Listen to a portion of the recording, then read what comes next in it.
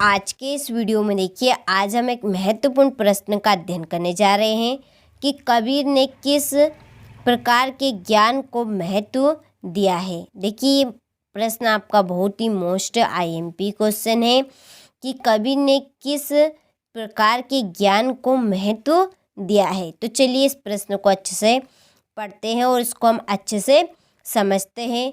तो कबीर ने भेदभाव, छल कपट, सांप्रदायिकता से रहित यानी कि इन सभी को छोड़कर, इन सभी में भेदभाव की भावना नहीं होना चाहिए, छल कपट नहीं होना चाहिए, यानी कि सभी के साथ एक सा व्यवहार बनाना चाहिए, सभी के साथ हमें प्रेम से रहना चाहिए, किसी के साथ हमें भेदभाव नहीं करना चाहिए, किसी के साथ हमें छल कपट नहीं करना चाहिए।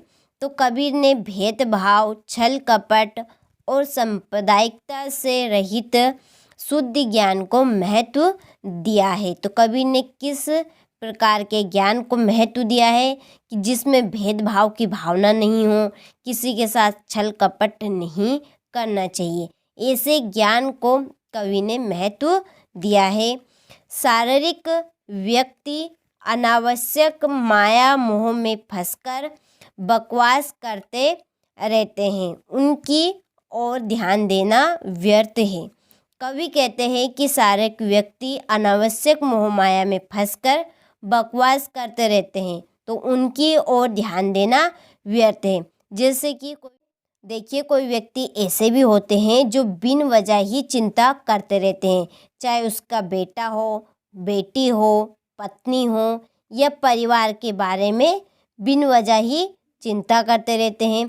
जैसे कि उसका बेटा, वह बहुत ही बड़ा हो गया है, समझदार हो गया है, फिर भी वह बिन वजह ही उसकी चिंता करते रहते हैं। वह थोड़ी देर क्या इधर उधर चला गया है, फिर भी उसकी बिन वजह ही चिंता करते रहते हैं। तो ये क्या है? बिन वजह की मोह माया है, जिसमें कवि उनकी ओर ध्यान देना व्यर्थ समझता है। तो कबीर ने भेदभाव, छल कपट, सांप्रदायिकता से रहित शुद्ध ज्ञान को महत्व दिया है। शारीरिक व्यक्ति अनावश्यक माया मोह में फंसकर बकवास करते रहते हैं, उनकी ओर ध्यान देना व्यर्थ है, ऐसा कवि कहते हैं। तो ये आप प्रश्न अच्छे समझ में आ गया होगा। तो आप अच्छे से इस प्रश्न का स्क्रीनशॉट ले और अच्छे से बढ़िया से इस प्रश्न को कंप्लीट करें। चलिए अब आपसे मिलते हैं अगले वीडियो में एक नए महत्वपूर्ण प्रश्न के साथ।